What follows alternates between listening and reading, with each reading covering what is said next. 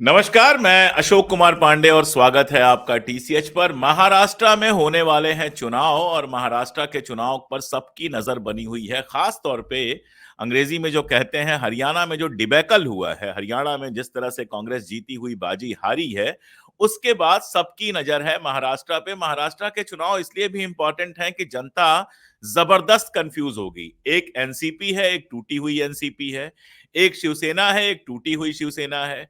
इसके अलावा जो पार्टियां हैं, कौन किसके साथ जाएगा, प्रकाश अंबेडकर किसके साथ जाएंगे। बीच में खबर ये चली कि ओवैसी और शिवसेना उद्धव ठाकरे के बीच कोई बातचीत चल रही है, वो कहीं पहुंची कि नहीं पहुंची। कांग्रेस की एक लिस्ट कल सोशल मीडिया पे वायरल हो गई, बाद में बताया गया फर्जी लिस्ट है। बीजेपी के बारे में भी अभी ये आ रहा है कि लिस्ट फाइनल नहीं हुई है। अजित पवार को लेकर उस गठबंधन में, जो महायुति गठबंधन है, उसमें खींचतान चल रही है।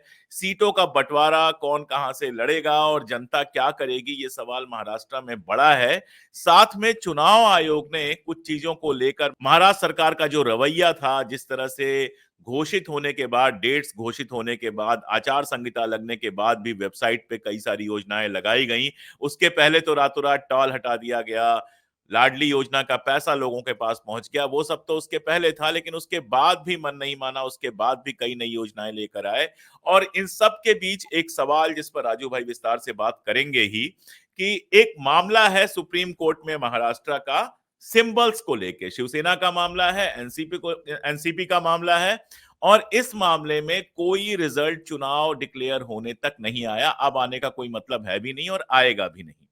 उसको किस तरह से लटका के रखा गया, उसका किसको फायदा मिलेगा, ये सारा कुछ देखना होगा। साथ में इंटरनेशनली एक बड़ी खबर आई है, विक्रम यादव का जो नाम उछला है अचानक, जो रॉ के अधिकारी बताए जा रहे हैं। अमेरिका ने, एफबीआई ने उनके खिलाफ नोटिस जारी की है, और 70 सालों में पहली बार किसी हिंदुस्तानी रॉ के अधिकारी ने ऐसा कुछ किया है, या भारत सरकार ने ऐसा कुछ किया है कि रा के अधिकारी के खिलाफ एफबीआई ने नोटिस जारी की है। ये मामला पुराना है। निखिल गुप्ता पहले ही गिरफ्तार हो चुके थे, न्यूयॉर्क टाइम्स वगैरह में बहुत विस्तार से खबर आई थी।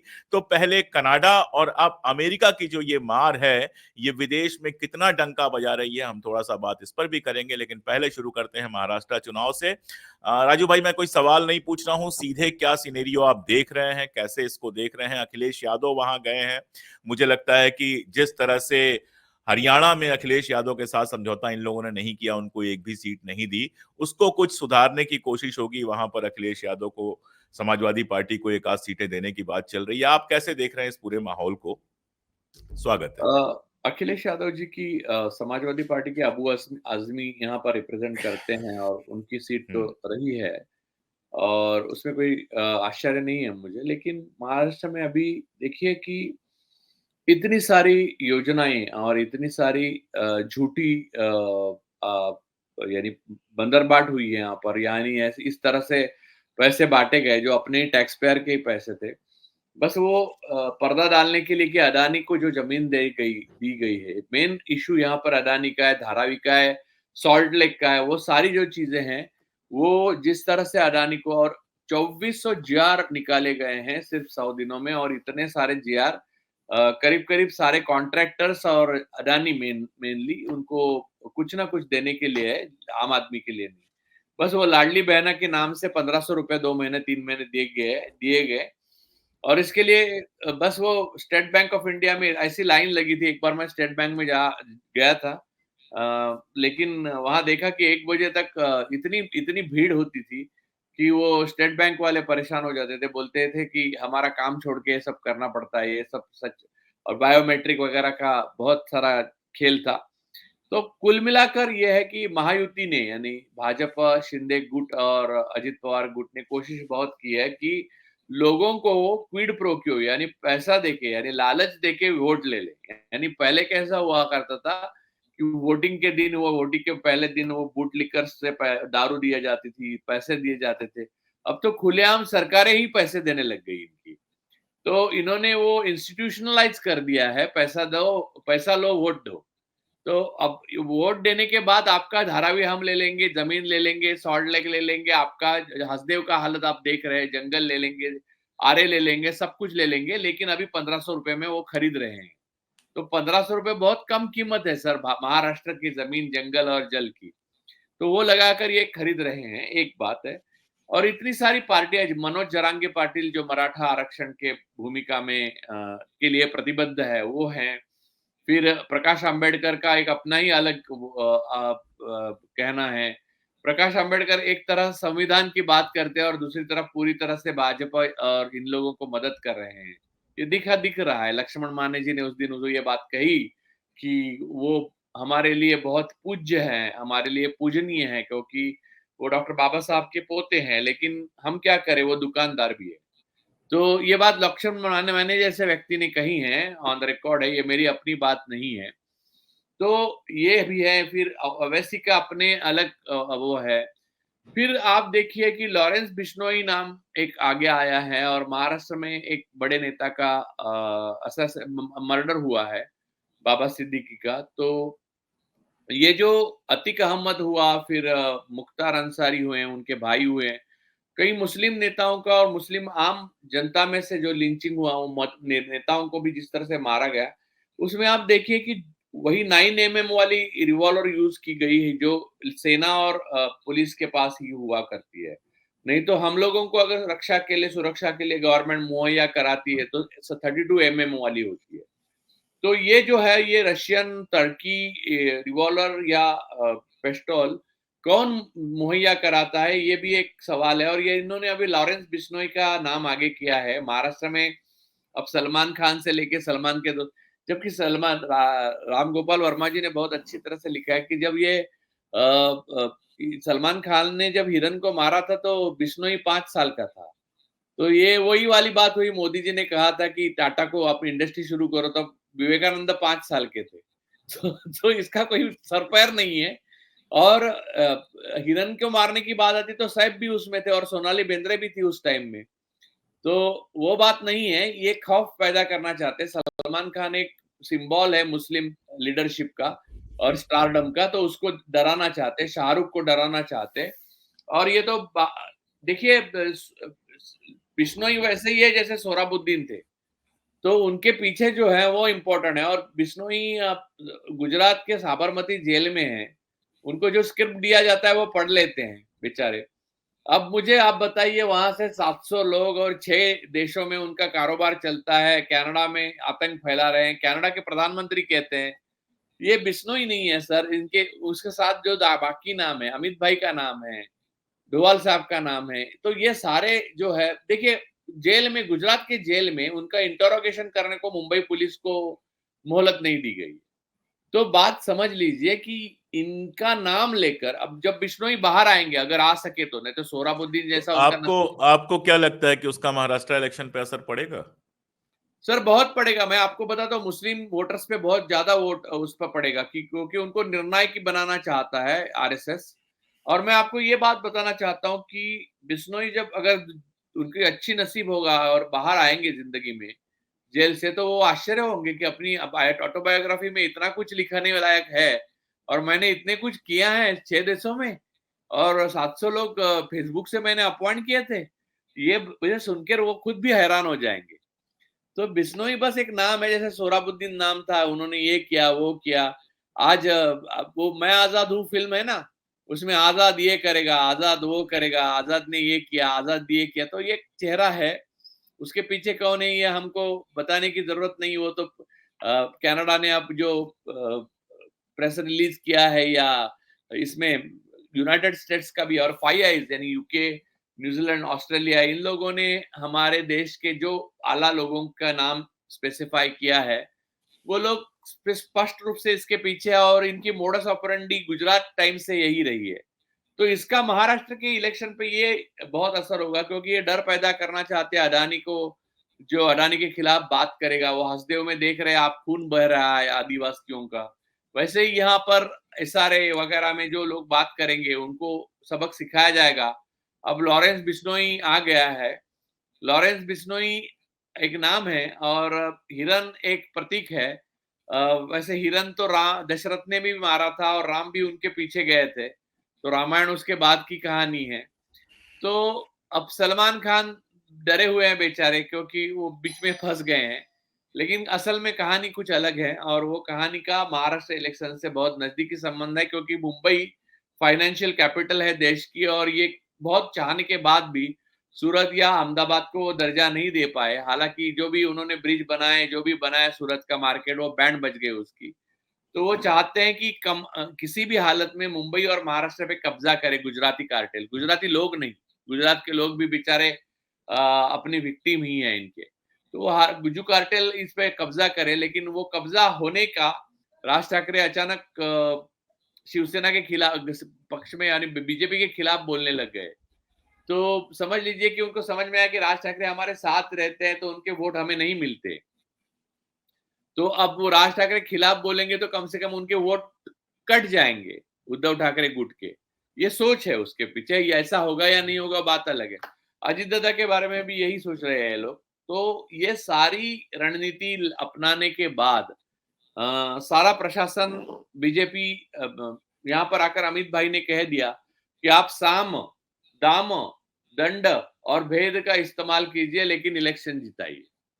तो बात स्पष्ट है कि आप डीएम यानी डिस्ट्रिक्ट मजिस्ट्रेट, कलेक्टर्स, प्रशासन, police, election commission of India तो दास बन चुका है इनका। फिर अब पट्टी खोलने वाली जुडिशरी की बात भी, जुडिशरी की बात तो आप सुनिए कि उद्धव ठाकरे का जो केस था इनके खिलाफ, इनको निष्कासित करना चाहिए था शिंदे गुट को, तो अभी तक उसका रिजल्ट ही नहीं आया। जबकि चंद्रचूड़ अब रिटायर भी हो गया और इलेक्शन भी अब हो जाएंगे 10 को, तो और नए आ जाएंगे चीफ जस्टिस और इलेक्शन भी हो जाएगा, तो उसका कोई मतलब ही नहीं है।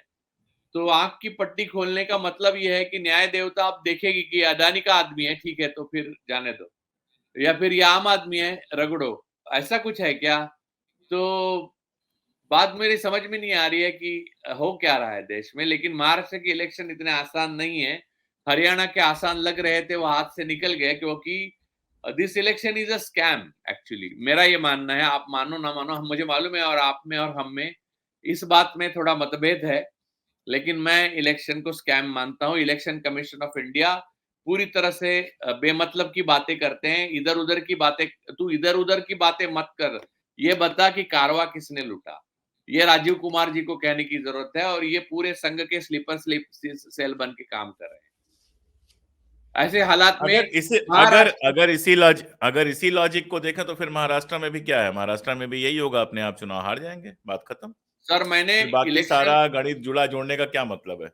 सर मैंने हरियाणा इलेक्शन के बाद कहा था, कांग्रेस पार्टी, राहुल गांधी, आप ही के प्रोग्राम में और भी प्रोग्राम में मैंने कहा था कि आप इसके खिलाफ आंदोलन नहीं करेंगे तो फिर महाराष्ट्र का इलेक्शन आएगा, वैसे ही आप लड़ेंगे, वैसे ही रोएंगे। बाद में कहेंगे कि ईवीएम में गड़बड़ थी, ये थी, उसका कोई मतलब नहीं, क्योंकि बाद में नहीं, आप रूल वही खेले, आप खेले उस रूल से ना, तो वो होगा। फिर झारखंड भी आपके हाथ से जाएगा, और ये लोग one nation, one party, one leader, और फिर नो इलेक्शन पे जाएंगे। तो ये अगर टालना है तो आपको आंदोलन संसद से, सड़क से संसद तक करना पड़ेगा। ये मैंने कांग्रेस और विपक्ष को बार बार कहा है, लिखा है, लेकिन सर अपनी एक मर्यादा है। मैं कोई राजनेता नहीं हूं, आप राजनेता नहीं है, और हम राजनीति से स्वाभाविक रूप से दूर रहेंगे, क्योंकि हम गाय घास से दोस्ती नहीं कर सकती, हमें घास खाएंगे। तो हमारे लिए ये दिक्कत है कि हम देख रहे हैं पतन कैसे हो रहा है, हम उसका इलाज भी जानते हैं, लेकिन इलाज करने वाला जो डॉक्टर है वो दूसरे इंजेक्शन ले रहा है और दूसरी गोलियां दे रहा है। तो हम क्या कर सकते हैं? अब राहुल जी जैसे एक बड़े नेता जिनसे आशा की जा सकती थी, वो भी हमारी नहीं सुन रहे हैं, तो कि कौन सुनेगा सर? अब मुझे लगता है देखिए, इंटरनेशनल कम्युनिटी से कुछ आशा महाराष्ट्र की के सर। बारे में बात करते हुए राजू भाई, मैं हरियाणा से अब आंकड़े देने का समय नहीं है, अब तो काफी टाइम बीत गया है। एक आंकड़ा वो है गिनती विनती का, लेकिन दूसरे आंकड़े ये है कि कम से कम 17 सीटें यहाँ हैं, ऐसी हैं जहां पर कांग्रेस का जो विरोधी उम्मीदवार था, कांग्रेस का जो विद्रोही उम्मीदवार था, या तो उसने कांग्रेस के उम्मीदवार से ज्यादा वोट पाए हैं, और या फिर इतने वोट पाए हैं जो कांग्रेस और बीजेपी के डिफरेंस से ज्यादा है। तो इस वाले फैक्टर को आप कैसे किनारे कर सकते हैं कि आपसी लड़ाई जिस तरह की थी और बाकी सारी चीजें थी, इसको किनारे कर देना। देखिए, ईवीएम पे दोष डालने का एक दिक्कत ये होती है कि सारा दोष ईवीएम पे चला जाता है, और जो लोकल और सेंट्रल लीडरशिप ने वहां पे तबाही मचाई है उस पर कोई बात नहीं होती है।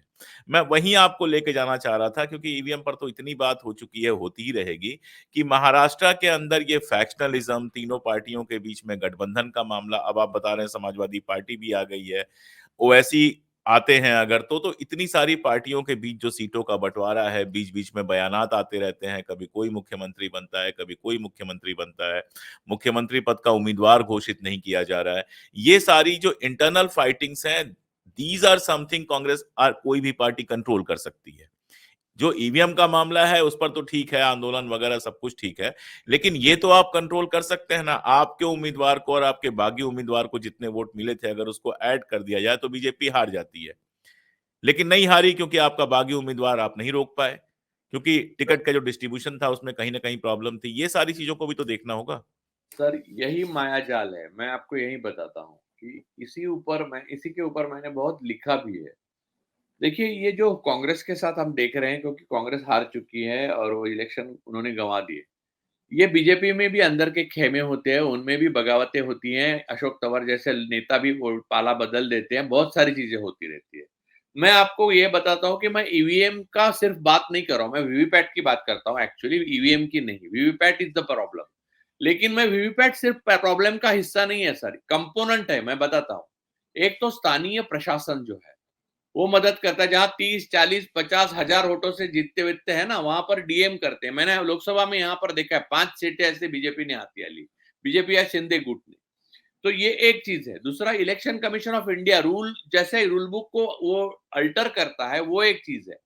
तीसरी चीज़, यही चीज़ जो आप जो कह रहे हैं, जैसे संविधान किताब दिखाते हैं न्याय की देवता की मूर्ति के हाथ में, और अंदर वो गोलवलकर का येलो लिटरेचर डाल देते हैं। वैसे ऊपर ये बागी ये वो सब बाँटने के लिए, कंपोनेंट्स नंबर्स बाँटने के लिए ये आसान चीज़ें हो जाती है। ताकि आपको दोष देते वक़्त आप दे सकते हैं कि देखिए लहर होती है, आपने देखिए, आपने इतने इलेक्शन सर कवर किए हैं, हमने तो पूरे इलेक्शन, जब लहर होती है ना सर, तो ये सारी चीज़ें मायने नहीं रखती। लहर लहर जैसे जाती है।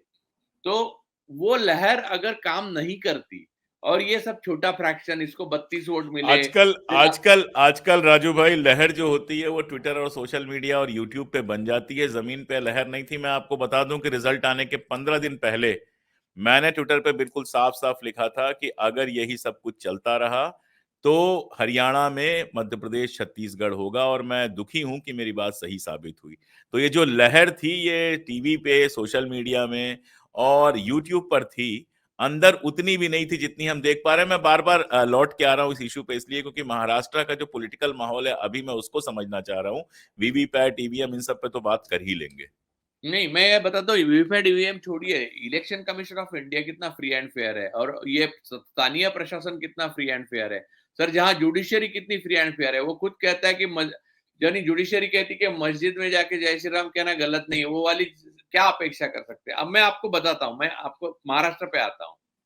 सर, जो बात पवन खेरा जी ने कही थी वो मैं उससे सहमत हूँ। मुझे जुकाम भी है और मेरे में पैर में मोच भी है, तो मैं जुकाम का इलाज करूँगा ही, क्योंकि मेरा जुकाम है, यानी वो अंदरूनी मामले जो हैं आप बता रहे हैं, वो उसका इलाज करूँगा। लेकिन क्या मैं पैर का मोच भी ऐसे ही छोड़ दूँ? हाँ, तो मैं इसीलिए अभी जुकाम पे बात करना चाहता हूँ। पैर, अभी मौसम भी चल रहा है जुकाम का, पैर पे भी जो मोच है उस पर तो बात होती रहती है, आगे और कर लेंगे। आपसे जुकाम समझना चाह रहा हूँ। पैर की मोच तो दूर से ही समझ में आ जाती है कि हाँ पैर में मोच है, ठीक से चल नहीं पा रहा है। जुकाम के लिए थोड़ा करीब जाके देखना पड़ता है। आप चूंकि महाराष्ट्र में है तो मैं चाह रहा हूँ वहां के जुकाम के बारे में आप बताएं थोड़ा हमें। फिर उस सर, पर तो बात हम करते ही रहेंगे, लगातार ही करते हैं। महाराष्ट्र में आप मुझे पूछिए कौन-सी पार्टी के बारे में आप जानना चाहते हैं? कांग्रेस के बारे में मैं कहूँ तो कांग्रेस की डिस्ट्रिक्ट लीडरशिप जो है वो डिसाइड करती है वो डिस्ट्रिक्ट का, या जो हम्म। प्रदेश है, जैसे कि मराठवाड़ा है, विदर्भ है, कोंकण है, मुंबई है, उत्तर महाराष्ट्र है, तो ये सारे जो चीज़ें हैं, यानी वो इसमें बटा हुआ है महाराष्ट्र, तो इसमें वहाँ की लीडरशिप तय करती है कांग्रेस की कि क्या करना है। कांग्रेस का कोई हम्म। एक ऐसा चेहरा नहीं होता महाराष्ट्र में, यानी पहले हुआ करता, विलासराव तक था, लेकिन उसके बाद नहीं। अब अशोक राव थोड़ा बहुत थे, लेकिन वो चले गए बीजेपी में।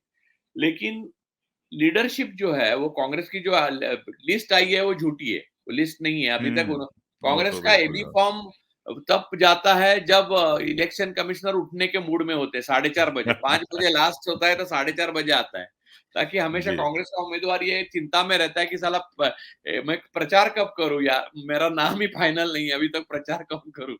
तो ये एक चीज है, मैं बताता हूँ कि कांग्रेस की हालत ऐसी है कि बहुत सारे पेच है। लेकिन लहर कांग्रेस के पक्ष में, ग्रास रूट में कांग्रेस बहुत मजबूत है।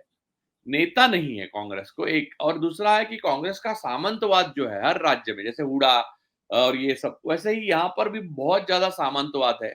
आम आदमी को खुले में सांस लेने की जो जगह होनी चाहिए, जो राहुल गांधी रोज कह रहे हैं फिलोसॉफिकली, वो किसी स्टेट में नहीं दिखाई देता है सर। ये कांग्रेस की सबसे बड़ी दिक्कत है। तो जो लोग, आम लोग कांग्रेस के साथ है, उनका डायरेक्ट कांग्रेस की राजनीति से संबंध ही आने नहीं देते ये लोग ऐसा एक कुछ कुछ फैमिलीज का वो गढ़ बना के रखा है कांग्रेस को, कि बाकी लोगों को कोई एंट्री नहीं है। यानी मैं कल कहूं कि देखिए ऐसा है कि मैं राहुल जी से अच्छा मेरे रिलेशन है, मैं गांधी परिवार से बहुत ही प्रभावित हूं, और मैं आइडियोलॉजी, नेहरू की आइडियोलॉजी है जिसके ऊपर मैं जिंदगी भर चला हूं और मैं उसके ऊपर लिखता रहा हूं, तो मैं ये राजनीति का हिस्सा हूं, तो मैं नहीं हूं, मैं सिर्फ वोटर हूं। आप वोट डालिए और चले जाइए, चलो। ये जो सामंत है यहाँ पर, जो सरंजाम है, यानी फ्यूडल लॉर्ड्स, उनका उनकी आपसी लड़ाई में आपको एक हिस्सा बनना है। ये कांग्रेस का ही है, ये बीजेपी का भी अब है। ऐसा नहीं है कि कांग्रेस का ही है, बीजेपी, लेकिन हम अब कांग्रेस की बात कर रहे हैं। दूसरी बात शरद पवार की, शरद पवार सामंतवादी नेता ही है, वो सामंतवादियों के साथ ही है, उनकी गुट, उनका क्लैन है सर, सीधा सीधा गिरोह है उनका, और वेस्टर्न महाराष्ट्र उनका गढ़ है, और बाकी जो है वो छुपाते भी नहीं है ये बात को। लेकिन शरद पवार स्टेट्समैन और डिप्लोमैट है, तो वो शतरंज में, जो राजनीति का शतरंज होता है उसमें मास्टर है।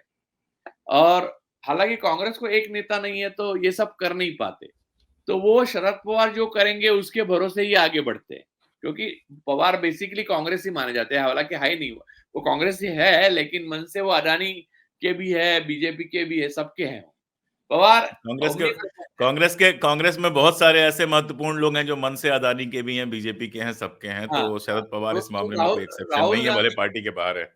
सर राहुल गांधी की सबसे बड़ी समस्या ये है कि हम और आप उन तक पहुंच नहीं पाते, और हम और आप छोड़िए, यानी मेरी और आपकी बात मैं नहीं कर रहा हूँ, यानी लोगों, आप जैसे लोग, हम और आप जैसे लोग, नहीं तो लोग कहेंगे कि यार आप तो 3 बार मिले नहीं, वो सब, ये सब नहीं मैं चाहता। तो जो लोग नहीं मिलना चाहिए उनको, वो नहीं मिल पाते, और वो लोग मिलते हैं उनको जो वही नैरेटिव उनको रोज बताते रहते हैं, वही प्रियंका जी से होता है, वही मैडम, खैर मैडम अलग चीज है, लेकिन उनसे अभी बात होती है। लेकिन प्रॉब्लम यहाँ पर है, एक शिवसेना की बात ये करो आप, उद्धव ठाकरे, खुद उद्धव ठाकरे थोड़े बीमार है, और उनकी तबीयत अच्छा। गलत टाइम पे खराब हुई, और अभी थोड़ा उनको रेस्ट लेने के लिए कहा गया। उनकी, ये कहा गया है कि उनकी एंजियोप्लास्टी एक और हुई हार्ट की, तो वो एक चीज है जो बहुत चिंता का विषय है उद्धव ठाकरे ठाकरे सेना के लिए, शिवसेना के लिए। लेकिन आदित्य ठाकरे काबिल है, लेकिन अभी भी उद्धव ठाकरे जैसा ग्रास रूट तक उनकी पहुंच कितनी है मैं नहीं बता सकता, क्योंकि he is English speaking blue eyed boy of niche people, तो वो अलग टाइप के व्यक्ति हैं। वो बहुत अच्छी तरह से इंडिया टुडे कॉन्क्लेव में बात करते हैं, उनका तर्क सही है। लेकिन मराठी मानुस जो कहते हैं, शिवसेना का स्ट्रॉन्ग होल्ड जो है, वहां पर जो पसीने की बदबू आती है वही उनकी स्ट्रेंथ है। वहां तक आदित्य ठाकरे कितने पहुंच पाते हैं वो उनकी कसौटी है, और वहां तक अगर पहुंच पाए तो वो अपने दादा की तरह कुछ मिरेकल कर सकते हैं। ये एक बात है। और संजय राउत जो है वो उद्धव ठाकरे की अनुपस्थिति में अकेले वो लड़ रहे हैं, सेना उबाठा की तरफ से, और वो चिन्ह है। और ये सारी चीजें 288 में से 200 सीटों पर मुझे लगता है कांग्रेस, शिवसेना और राष्ट्रवादी कांग्रेस का एक मत हुआ है। उनके साथ कुछ दल है सर, छोटे छोटे, जैसे कम्युनिस्ट पार्टी, हम्म, हम्म, हम्म। सीपीआई, सीपीएम, वो लोग अलग हो गए। उन लोगों ने एक अलग दल बना लिया सबने मिलके, क्योंकि हमको कुछ पूछता ही नहीं कोई, ऐसा सोच के अलग दल बनाया। ये एक उसका डायमेंशन है। तो इस स्थिति में एक है, और बात यह है कि मैं जब, बीजेपी के भी अपने दोस्त हैं, अब लोग बुरा वही, मानेंगे कि अब थोड़ा सा दूसरी तरफ ले लीजिए, बीजेपी एनसीपी का टूटा हुआ हिस्सा अजित पवार वाला और शिंदे वाला, उनकी क्या हालत है इसी तरह से जो आपने समझाया, क्योंकि मैं समझना चाह रहा हूं आज। नहीं नहीं, बीजेपी, हाँ बीजेपी में भी मेरे हमारे दोस्त हैं, और वो उनकी कॉन्फिडेंस लेवल मुझे महाविकास आघाड़ी के कोई भी किसी भी दोस्त से बहुत ज्यादा दिख रही है। एक तो उनको मालूम है प्रशासन और शासन जो है उसका जैसे चाहे वैसे इस्तेमाल करने के लिए शाह साहब ने परमिशन दी। अब तो इंटरनेशनल लेवल पे शाह साहब खेल रहे हैं इस तरह से। जब अमेरिका और कनाडा में उनका नाम हो चुका है, तो यहाँ पर क्या चीज़ है? यहाँ तो बेचारे गरीब लोग हैं, भारतीय लोग हैं, तो वो सब कर सकते हैं। ये इससे हम जीत सकते हैं, उसका कॉन्फिडेंस भी है उनमें। फिर शिंदे सेना जो है, उनका सबसे बड़ा बलस्थान ये रहा है कि 2.5 साल एकनाथ शिंदे मुख्यमंत्री रहे महाराष्ट्र जैसे राज्य के, और अडानी को जो चाहा उन्होंने साइन करके दे दिया। सर 8 घंटे में उन्होंने 12,000 फाइलों पे साइन की, उन्होंने खुद कहा है। तो ऊपर का बाप पढ़ा रे। ही नहीं होगा उन्होंने। तो ऊपर का पढ़ा नहीं होगा, ऐसे आदमी को तो सबसे बड़ा स्ट्रेंथ होगी कि उसके पास पैसा होगा। तो वो पैसा बाँट सकते हैं, हालाँकि वो योजना का पैसा अलग है, 1500 वो कुछ चीज़ नहीं है। इलेक्शन में जो पैसा बाँटना पड़ता है संसाधन के रूप में, हमारे देश की ये एक ट्रेजेडी है, लेकिन सच है। तो वो शिंदे गुट जैसा कोई नहीं कर सकता, कोई पार्टी नहीं कर सकती महाराष्ट्र में, तो सिवाय बीजेपी के। तो दूसरा ये है। तीसरा है कि अजीत दादा गुट वो भी तो इसमें सक्षम है, और अजीत दादा गुट का सिर्फ ये है कि उनका बेस जो है वो पवार साहब के, यानी बड़े पवार साहब के खिलाफ ज्यादा पावरफुल है या साथ में इनके रहने से पावरफुल है, ये महायुति यानी बीजेपी से शिंदे गुट तय नहीं कर पाया है। या तो मुझे ऐसा लगता है कि राज ठाकरे साहब जैसे अजीत दादा को भी इनके खिलाफ लड़ाया जाए महाविकास आघाड़ी के पक्ष में और महायुति के खिलाफ, ताकि इनके वोट तोड़े हों। जैसे कि आप पार्टी ने किया हरियाणा में, वो रोल अजय दादा और राज ठाकरे करे, ऐसा बीजेपी का बड़े पैमाने पर बीजेपी के लोगों का और आरएसएस के लोगों का मानना है। और उस ऊपर से क्या है, भ्रष्टाचार का आरोप भी नहीं लगेगा, जो किया है भ्रष्टाचार छुप जाएगा। तो ये सारी चित्र है, तो मुझे लगता है 50-50% चांसेस है महायुति महाविकास आघाड़ी को। फिर भी वो 50% में सत्ता होने की वजह से और इलेक्शन कमीशन और जुडिशरी की हालात देखते हुए 10% में, और यानी 60-40 यानी 60% में महायुति को, यानी बीजेपी शिंदे गुट और इनको देता हूँ अजीत दादा। वो इन लोग मायने नहीं रखते सर, बीजेपी ही समझ लीजिए। अगर चुन के आती है महायुति तो देवेंद्र फडणवीस मुख्यमंत्री बनेंगे, इतना आप समझ लीजिए।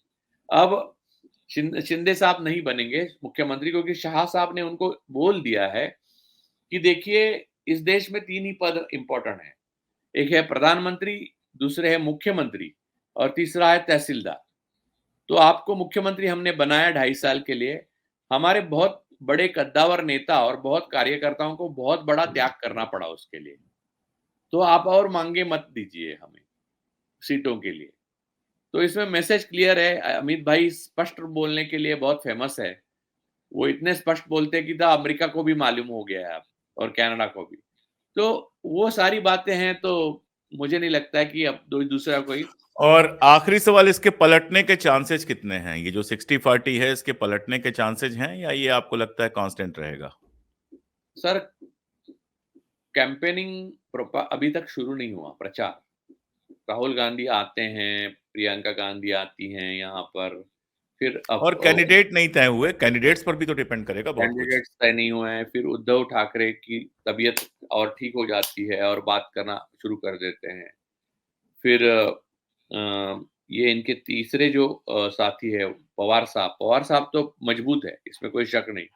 लेकिन पवार साहब उतने ही अडानी के हैं जितने महाविकास आघाड़ी के, वो एक प्रॉब्लम है, क्योंकि सारी लड़ाई अडानी के खिलाफ है सर। मोदी और अडानी अलग नहीं है, ये तो अब पता चल गया देश को। तो ये सारी स्थितियों में सर मैं इसलिए आशावादी हूं कि अब कोई दिखावा नहीं है। हम गुंडे हैं, हम गुंडे हैं। हम एक गैंगस्टर जैसा राज चलाना चाहते हैं, ये उन्होंने मान लिया है। तो जनता गैंगस्टर जैसा राज चलाना के खिलाफ वोटिंग करना चाहती है, तो बीजेपी के खिलाफ वोटिंग कर सकती है। संविधान की तरह राज करना है तो वो महाविकास आघाड़ी को वोट कर सकती है। लेकिन इसमें भी वो सामंतवादी जो बात है वो भी बीच में आती है। तो चित्र है जो अभी स्पष्ट नहीं हुआ है। जैसे जैसे आगे बढ़ेगा वैसे वैसे हम और आप बात करेंगे, मैं आपको अपडेट्स देता रहूंगा। मैं भी बिल्कुल। घूमूंगा और ग्राउंड लेवल का हर सीट का मैं आपको ठीक से अंदाज दे दूंगा, और लास्ट में मैं वो नंबर्स दूंगा जो टैली सही निकलेगी। मैं योगेंद्र यादव नहीं हूँ, तो मेरी टैली, और बाद में मैं पहले सुनामी आ रही है कह के बाद में मैं एपोलॉजेटिक नहीं होता, तो मैं बोलूंगा वो सही होगा। तो यही मैं यही राजू भाई हमारे चैनल की भी खूबी है। आप जानते ही हैं, हम सरकार गिराने, सरकार उठाने, बहुमत देने और बहुमत लेने से थोड़ा बचते हैं। हमारी कोशिश ये होती है कि जो ग्राउंड सिचुएशन है उस पर जितना बेहतर तरीके से बात कर सकें, एनालिसिस जितना पेश कर सकें, वो ज्यादा बेहतर होता है। इसीलिए 8 क्या 8:30 क्या रात के 8 बजे भी हम कोई एग्जिट पोल नहीं करते हैं, हम काउंटिंग नहीं करते, क्योंकि वो हमारा काम नहीं है। और हमारा शेयर जरूरी मार्केट से ये भी कोई लेना देना नहीं है। हमारा शेयर मैंने 1 रुपए का शेयर जिंदगी में नहीं खरीदा है आज तक, तो इसलिए मेरा शेयर मार्केट से कोई लेना देना नहीं है।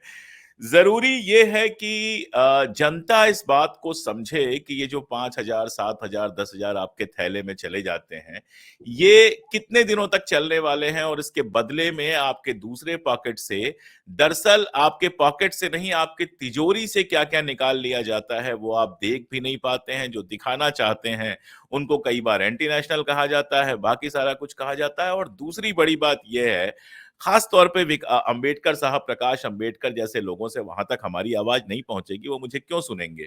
लेकिन उन जैसे लोगों से एक बार मुझे कहना है कि बाबा साहब ने इस देश को संविधान दिया था। आप कुछ ना करो, लेकिन ऐसी हरकतें तो ना करो जिससे संविधान के विरोध करने वालों को, संविधान को खत्म करने वाले जो लोग हैं, उनको कहीं से ताकत मिले।